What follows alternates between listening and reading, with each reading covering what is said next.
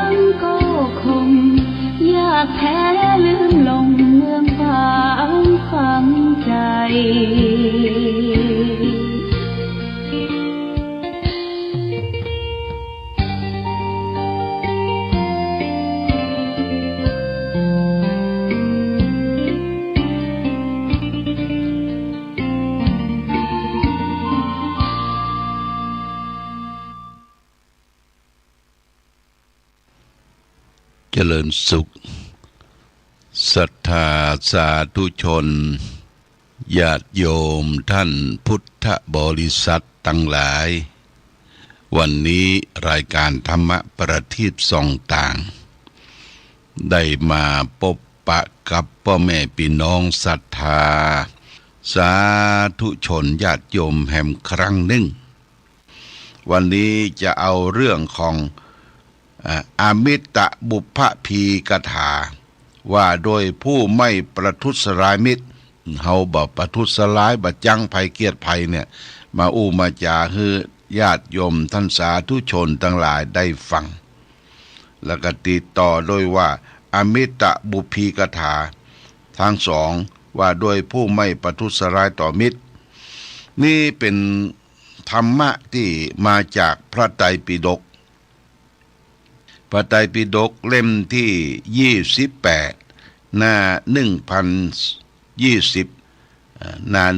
1020โดยท่านได้ตัดเป็นภาษาบาลีว่ายั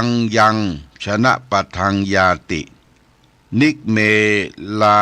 ชะธานิโยสัพพัทธปูชิโตโหติโยจิตตานังมะทุพพติแปลว่าคนที่ไม่ประทุษร้ายมิตรจะไปยังที่ใดๆไม่ว่าจะเป็นแว่นแคว้นตำบลหรือเมืองหลวงย่อมได้รับการยกย่องบูชาอย่างยิ่งอันนี้นะเฮาบ่เกียดบ่จังแต่งจิตใจมันว่างจะไปเกียดคนนั้นจะไปจังคนนี้ญาติโยมบางคนนี่เกียดจังตุเจ้ากะเกียดจังคนที่อยู่ในวัดกะเลยบ่เข้าวัดญาติโยมเลยบ่เข้าวัดบางท่านบางคนว่าโอ้ไปปฏิบัติธรรมแล้วจังคนนั้นจังคนนี้มันบ่ถูกปากมันบ่ถูกตาบ่ถูกหูจังก็เลยแอนตี้ว่าโอ้ต่อไปบ่ไปละวัดนี้วิปัสสนานี่บ่ไปละเนี่ยก็แสดงว่าเฮาเข้าใจผิดคิดว่าสิ่งเหล่านั้นน่ะมันบ่ใช่ที่จะทำให้เฮาได้ตัดสร้างคุณงามความดีบางคนนี่ทิฏฐิมานะตัวเองเนี่ยมันนักญาติโยมนะทิฏฐิมานะสำคัญตัวตนว่าเลิศประเสริฐกว่าคนอื่นเขาถ้าเปิ้นได้มาติฉินนินทาเปิ้นมาเกียดมาจังน้อยอู้บ่ถูกหูน้อยเนี่ยบ่ไปละเขาจังหัวบ่ไปละ ก็เลยเสียประโยชน์นะเสียประโยชน์ในการสร้างสมคุณงามความดีเนี่ยญาติโยมพระพุทธเจ้าสอนให้เฮาเนี่ยบ่ให้ได้เกลียดได้ชังกันบางทีเฮาก็ยอมการยอมแพ้เป็นว่าแพ้เป็นพระชนะเป็นมารเขาชนะก็ชนะไปเขาเป็นมารน่ะมารก็มาผจญน่ะมารนี่จิตใจอาฆาตมาดร้ายเราการเราแพ้จิตใจเฮาเป็นพระนะพระนี่ดีล่ะญาติโยมพระนี่แปลว่าดีงามง่ายอยู่อย่างเจริญเพราะจิตใจเฮาเป็นพระแพ้เป็นพระชนะเป็นมารเพราะฉะนั้นวันนี้ก็ได้นำสาระว่ายังชนะปะทังยาตินิเคราชทายิโตคนที่ไม่ประทุษร้ายมิตรจะไปยังที่ใดๆไม่ว่าจะเป็นแว่นแคว้นตำบลหรือเมืองหลวงยอมรับการต้อนรับยกย่องบูชาทุกอย่างนี่ญาติโยมต้องเป็นคนที่ยิ้มนะญาติโยมยิ้มอย่าไปบูดอย่าไปเบี้ยวอย่าไปบึ้งทำให้เป็นคนที่หน้าหงายหน้าเทวดาคนหน้าหงายหน้าเทวดานี่ญาติโยมมีเสน่ห์ในตัวนะมีเสน่ห์ในตัวพอมันออกมาจากจิตจากใจเขาจิตใจเขามีเมตตาเพื่อเฟื้อเผื่อแผ่อารีอารอดต่อบุคคลอื่นเพิ่นว่าได้สร้างฐานของจิตดีนะจิตดีเนี่ยจิตได้ฝึกฝนได้อบรมมาได้เข้าถึงพระพุทธพระธรรมพระสงฆ์จิตมีพุทธธรรมสังฆะพระรัตนตรัยเรียกว่าจิตดีญาติโยมคนที่บ่จังไผบ่เกียดไผบ่กล่าวร้ายจ้วงจาบไผไปที่ไหนนี่เปิ้นต้อนรับขับสู้ยกย่องเทิดทูนมีเสน่ห์ในตัวญาติโยมนะมีเสน่ห์ในตัวถ้าไปที่ไหนเป็นเจ้ายศเจ้าอย่างหน้าบุตรตึเยอะเอาเข้ากับเปิ้นบ่ได้และเสน่ห์ในตัวก็บ่มีญาติโยมไผก็บ่ใครตักใครต้อยบ่ค่อยมีเสน่ห์ในตัวนี่เป็นข้อหนึ่งเด้อญาติโยมฝากไว้ว่าคนไม่ประทุษร้ายต่อมิตรจะไปมีทางใดทางใดก็มีคนต้อนรับจะไปในที่ตำบลหรือแว่นแค้นอันนี้เปิ้นตัดไว้ในสมัยครั้งพุทธกาลละประโยคสองอมิตบุพีกถาว่าด้วยผู้ไม่ประทุษร้ายมิตรภาษาบาลีตัดว่าอะกุโทสะครังเยติสภายะปฏินันทิโตยาติยังอัตโมโหติโยมิตานังจะทุพพติคนไม่ประทุษร้ายมิตรรออยู่ที่บ้านตัวเองก็ไม่ขุ่นใจไปในที่ประชุมก็มีคนยินดีหมู่ในญาติก็เป็นคนเด่นเพิ่นว่าเฮาบ่เกียดบ่จังไผ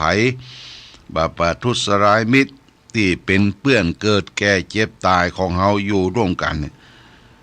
จิตใจเฮาก็บ่คุณข้องหม่องมัวว่าจิตใจเฮาสบา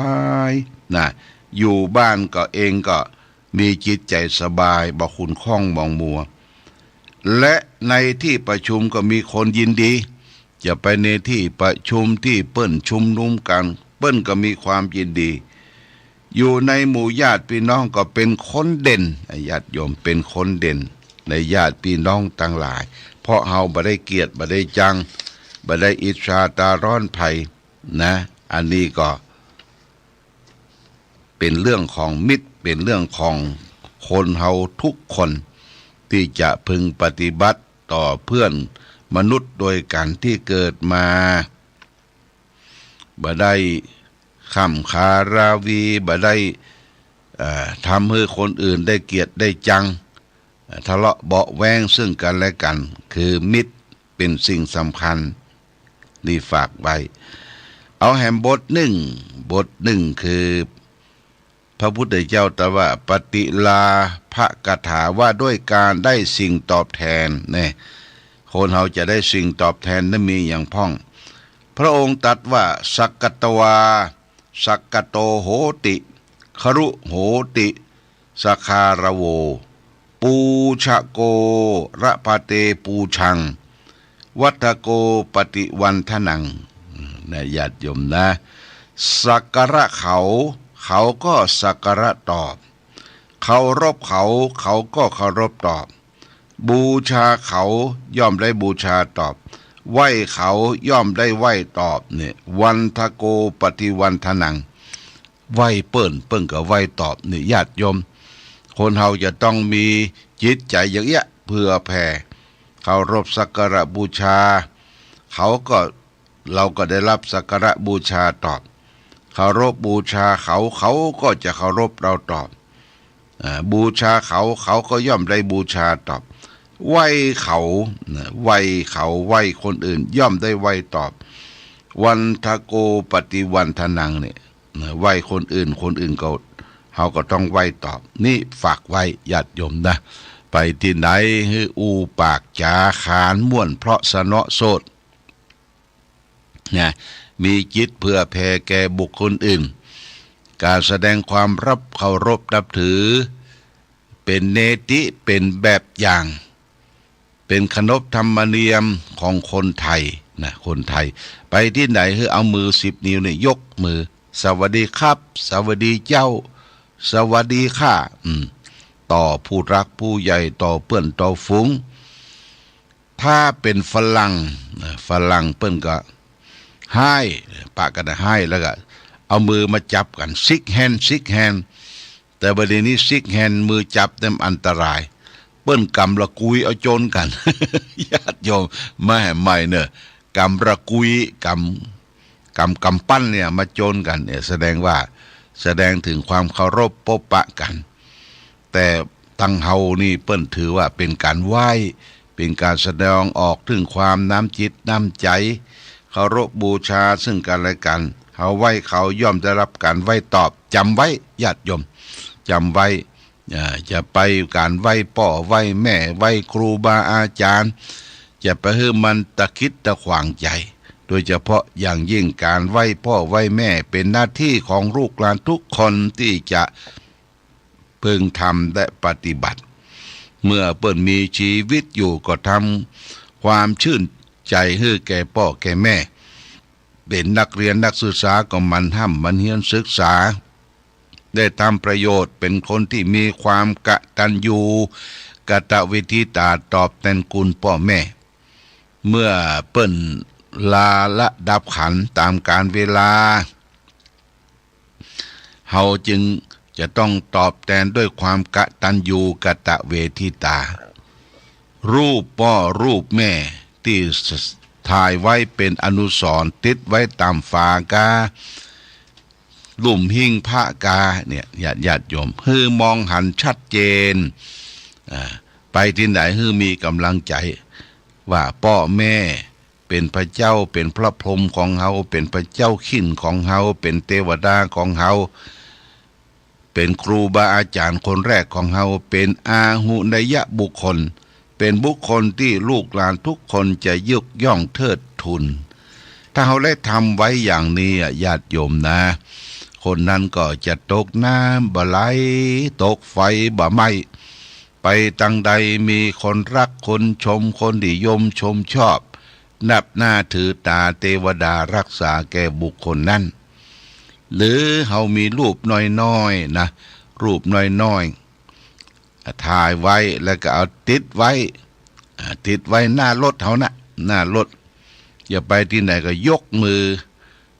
พระเจ้าขิ้นของเฮาก่อนพ่อแม่ช่วยคุ้มครองรักษาเอาพ่อเอาแม่ไปแอวตัวแอวตีหันตีนี้เอานั่งในรถตัวญาติโยมนะรถบางกันนี่เป็นล้านโล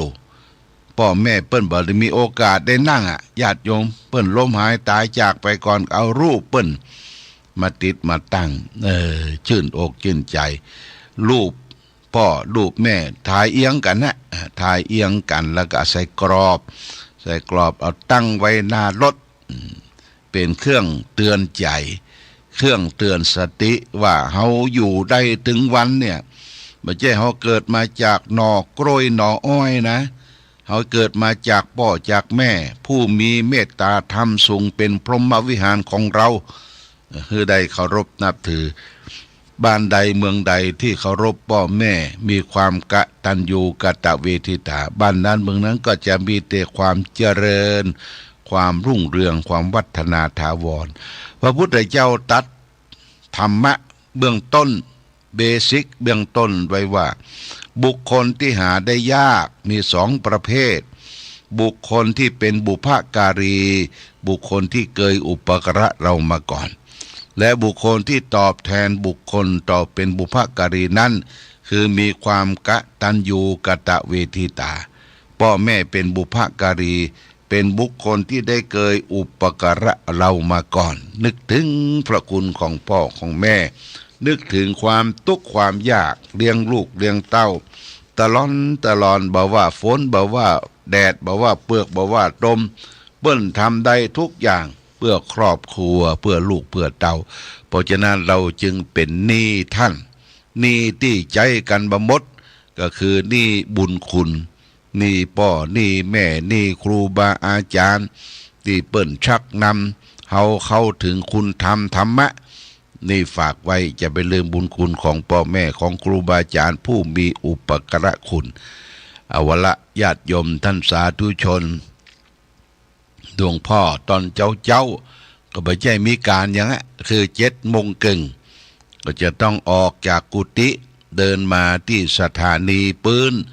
วิหารพระเจ้าระแข่งมามาจาทักทาประสัยเป็นกู้เป็นกินพ่อแม่พี่น้องศรัทธาสาธุชนทั่วไปสร้างความอบอุ่นใจศรัทธาญาติโยมอย่าท้อแท้อย่าน้อยเนื้อต่ำใจว่าไม่มีไผเป็นกู้เป็นกินก็ฟังเสียงธรรมะเอาธรรมะเนี่ยเป็นมิตรเป็นแก้วเป็นสหายอยู่ในจิตในใจเฮาได้อยู่ตลอดเวลาแล้วก็จะนำพาให้เกิดความสุขความเจริญได้อย่างแท้จริงเอาละญาติโยมท่านสาธุชนวันนี้ได้เวลาต้องอำลาพาจากญาติโยมท่านสาธุชนไปก่อน